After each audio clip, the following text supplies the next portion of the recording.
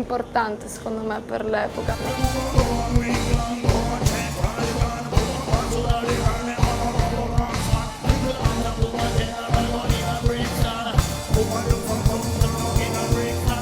Eravamo in pochi ancora, chiaramente riuscivamo a goderci quei momenti, quelle emozioni molto più intensamente.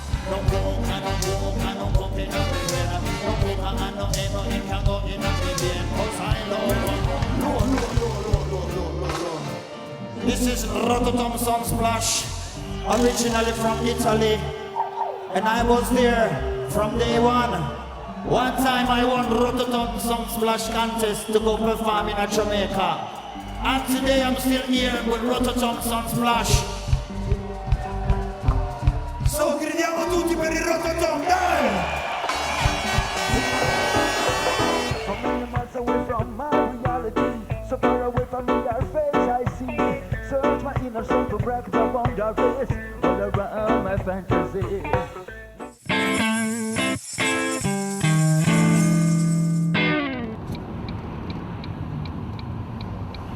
Eccolo lì, è quello lì Gabriele.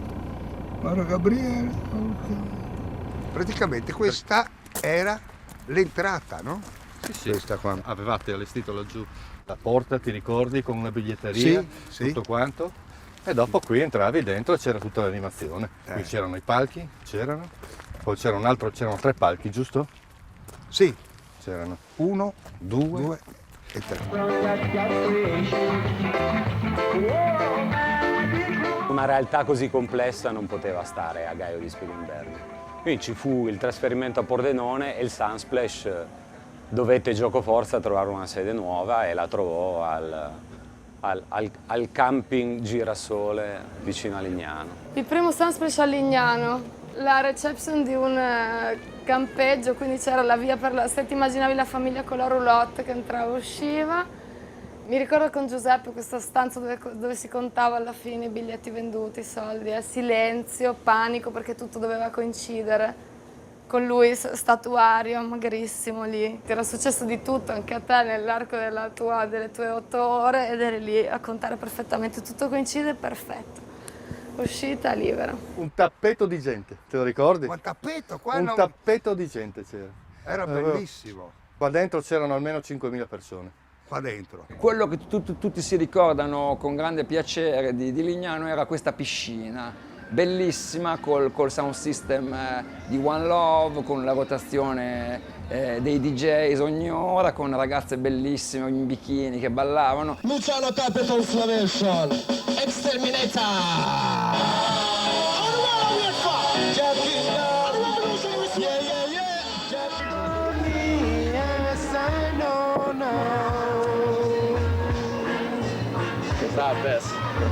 Siamo qui all'ombra perché al sole qua ti friggi. E questa piscina ovviamente tutti ci volevano fare il bagno e dopo un'ora di apertura dal campeggio l'acqua era praticamente marrone.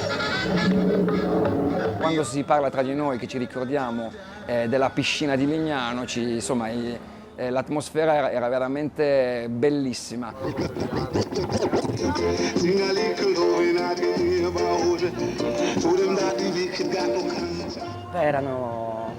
Erano magici e anche c'era molta più spensieratezza, credo. Proprio perché era una gestione familiare, eravamo in pochi ancora, chiaramente riuscivamo a goderci quei momenti, quelle emozioni molto più intensamente. L'ultima notte quando terminava il festival eravamo tutti quanti insieme a ballare con i DJ e ci ritrovavamo tutti lì. Adesso per ritrovare qualcuno di noi a fine serata fuori dal backstage è praticamente impossibile. Il Rototom ha fatto un salto di qualità. Non è più, a mio avviso, non è stato più una cosa di elite, ma è diventata una cosa di massa. Chi a Gaio veniva a vedere Quincy Johnson, veniva a vedere quello. A Lignano è incominciato a venire tutte quelle persone che invece amavano il peace and love, no? Neanch'io non ero preparato, al quarto giorno ho detto qua è impossibile, non eravamo preparati, non li a stavi un'affluenza dietro. simile. Mentre di possibile. qua c'era il campeggio, no? Qua c'era tutto, Era tutto campeggio, tutto da qua campeggio. fino in fondo. Mi hanno dato un campo e mi hanno detto guarda, in questo campo qua tu dovrai dare da mangiare, da bere, non so a quante persone. Non avevamo un numero. Ho fatto probabilmente anche degli errori molto grandi. Io mi ricordo che avevo ordinato 4 cisterne di birra caduta. Le abbiamo fatte fuori tutte. Avevo i numeri di Gaio, a Gaio si andava a fusti. A Lignano si è incominciato a ragionare a cisterne. Da Gaio ha fatto un salto enorme di qualità. La struttura era da festa paesana, non da festival. Piccola, inadeguata. Dopo invece a Lignano ha incominciato a professionalizzarsi.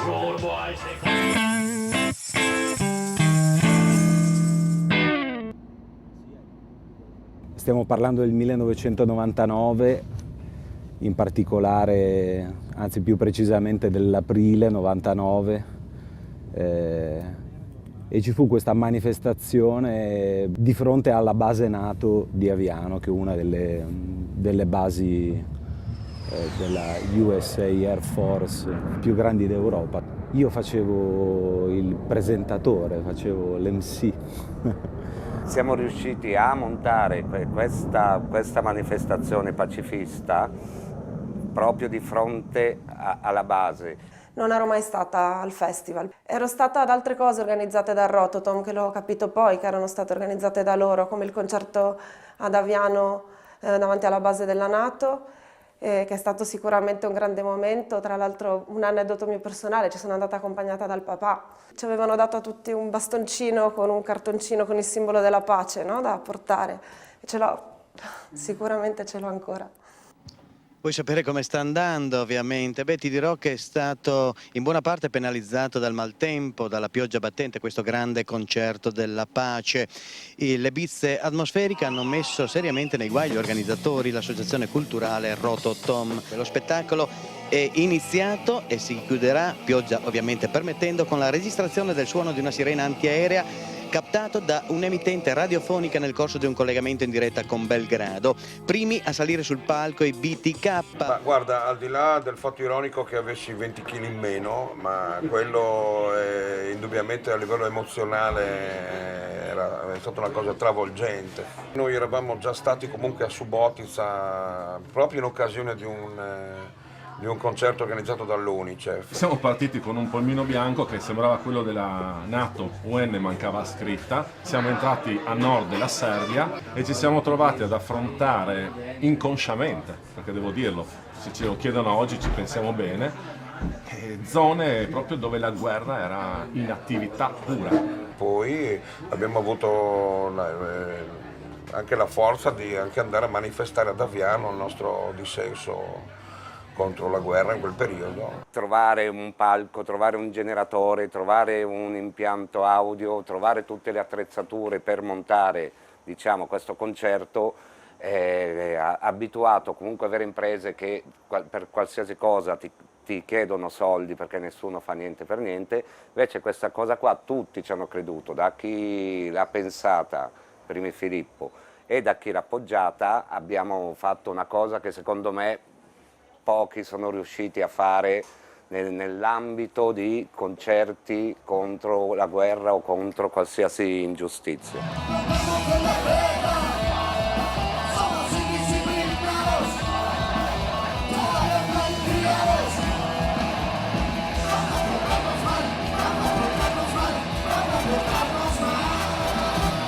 Non era normale e non è normale tuttora, insomma, che un locale che non era Cioè non era comunque vissuto da nessuno come, che ne so, come può essere un centro sociale, era comunque una discoteca. Non era la prima delle azioni politiche del Rototom, nel senso che delle attività per i gay e pensate per il movimento gay ci sono sempre state, ma questa fu indubbiamente, insomma, una delle più forti e, ripeto, emozionanti, perché comunque, insomma, mentre noi eravamo lì sul palco e mentre i musicisti suonavano, i bombardamenti si fermarono.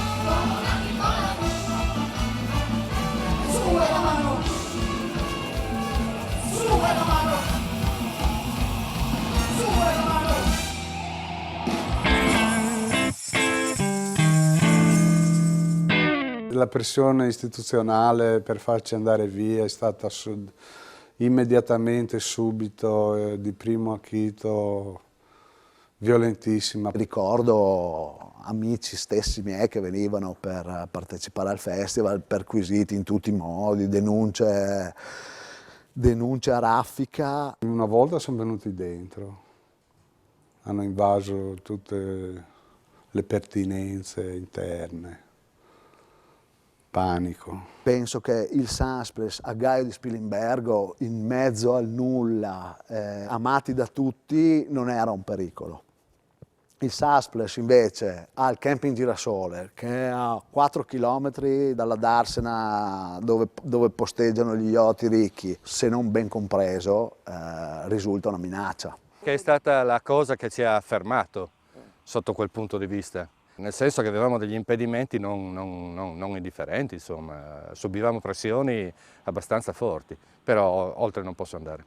Da questa presunta minaccia, dal bigottismo storico dei friulani, dalla necessità delle forze dell'ordine di produrre risultati che altrimenti non avrebbero potuto produrre perché sono cittadine sulla costa abbastanza sonnolente, fatto sta che ci fu un bel impegno da parte delle forze dell'ordine per militarizzare il festival.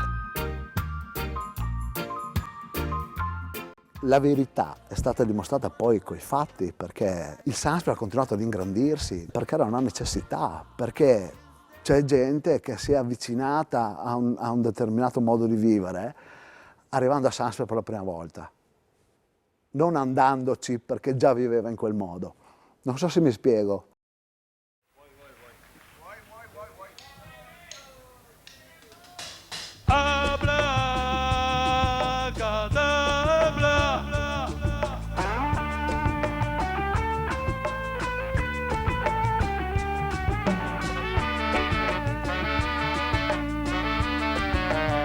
Qui siamo al Cerit, famigerato luogo dove ci fu l'occupazione alla fine degli anni 90.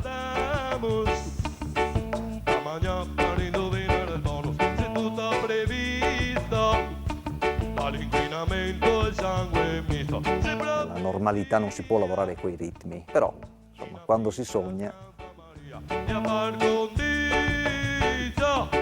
Assolutissimamente no. La memoria ci deve aiutare ad essere consapevoli di, insomma, delle cose che abbiamo fatto, e abbiamo fatto insomma, delle belle cose.